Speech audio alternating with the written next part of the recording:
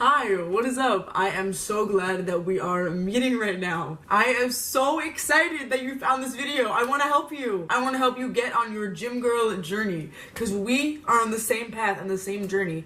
I'm just a little farther along the road than you, but you're the same as me. If you clicked on this video, you clearly have an interest in learning to lift, which has absolutely transformed every part of my life. So I want to help you make that change for yourself. I'm gonna give you all of my tips, my whole routine, and I want you to save this video. Take me in your pocket to the gym if you want to, because I have been that girl. I started lifting almost 2 years ago, so 2 years ago, I'm you. But yeah, I'm gonna give you guys a bunch of tips, so save this video and rewatch to pick up new stuff each time, because there's a lot of little things that I want to tell you, and it's okay if you don't get all of them all at once. I'm gonna try to do like a beginner routine and then add some stuff for intermediate people. I'm so proud of you for looking up this video and taking the step to change your life. The fitness world is overly mystified. It's not difficult. There's so much stuff going around everywhere and things to listen to and people's opinions, but it's not hard to gain muscle. And once you understand the process of doing so and what to be doing in the gym, you're chilling. So we're gonna get you there. Okay, let's do it. Now we are in the gym and we're gonna start off with some dynamic stretches. So these are so important. Do not skip these when you're lifting, especially when you are hitting legs.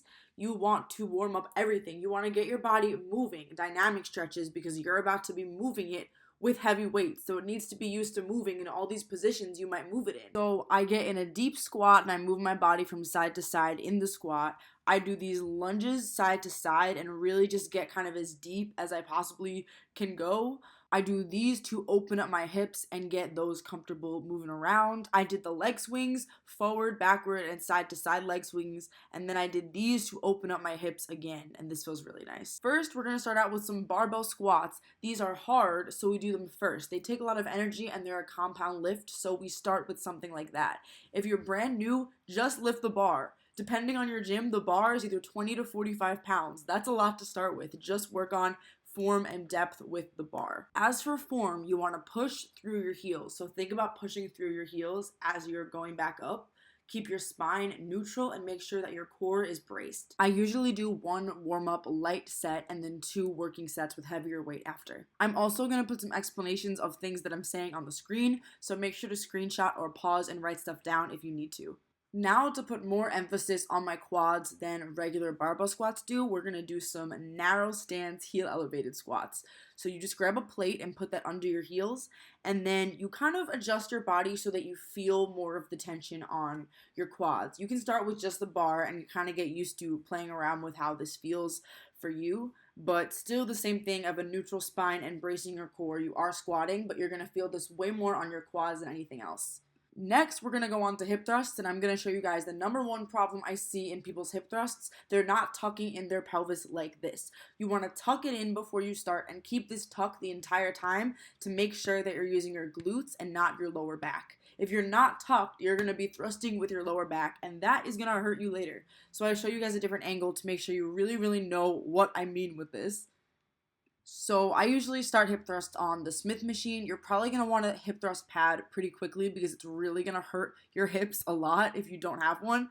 But I put the pad on my hips, I put my shoulder blades against the bench, and my knees are at a 90-degree angle. And then I just warm up with the bar and make sure that this setup feels correct before I start adding weight onto it. So now my next set, I jumped up to like 200 pounds because keep in mind, I've been hip thrusting for like 2 years. I would start with like maybe a 25 on there because you can probably lift more than you think. I think you can definitely start with 25 pounds on each side, maybe 10 if you're nervous. But we're going to start and we are going to do the tuck. We're going to tuck our pelvis when we go under. And I want you to think of your whole body from like shoulder to hip where you're thrusting as like a lever. And that whole lever moves together. There's no bend in your back. You're not bending it down. Your pelvis is tucked, all of that. And after that, you should be looking pretty tired. See how I don't even want to move? Congratulations, you have made it through the heaviest and hardest parts of our lift. Now we're going on to step-ups. These are for glutes. Start with the bar because if your pelvis is tucked and you're pushing through the heel of your working leg, you will feel them even with just the bar. Depending on your energy level, you could either do 2 or 3 sets per leg, but I still give it a full minute and a half rest between each set. So I do like 4 to 6 sets total, 3 per leg or 2 per leg, and then I rest a minute and a half between every single one, even if it's on a different leg, because your whole body is going to be tired, not just that leg. Then we are going into our last quad focused exercise of the leg day. So this one I usually save for last, because if your legs are tired and shaky by now, you could be sitting when you do these. You want your back against the back of the seat, making sure your quads are doing all of the work. And if you angle your toes outward, you'll get your outer quads more, which I usually do. And if you angle your toes more straight or inwards, you'll get the inner quads more. So you can kind of switch off which way you're angling your feet if you want to, so you can get more parts of your quads. Okay, this last thing I'm about to show you, please do not skip. This is so important. These are hip abductors or hip adductors, whatever. You do both of them. So you want to do the ones where you're pushing your legs together and also pushing your legs apart. You want to do both, because I didn't do these for literal months because I heard they're not really good for building mass on your glutes, and I just wanted mass. But having a fully functioning body with no major muscle imbalances is so important, because I was hip thrusting 315 pounds, but my hips themselves were killing me. My glutes and my hamstrings could handle it, but my hips have not caught up. So I started just doing 2 sets in and 2 sets going out after every single leg day, and I have 0 hip pain after I do any leg day exercises anymore. Please don't just focus on the muscles that you think will make you look good. Make sure you're doing everything that your body needs to be able to do daily tasks, because your body will thank you later. We are done. We have successfully survived a leg day, and the last thing I want to tell you is static stretching after lifting. So you want to hold different positions that feel good to you for like about 30 seconds each after you've lifted. There are no real rules to this. Just kind of do what feels good for you and your body, and don't jump in and out of stretches super quickly. Just lay in them for a second and let your body adjust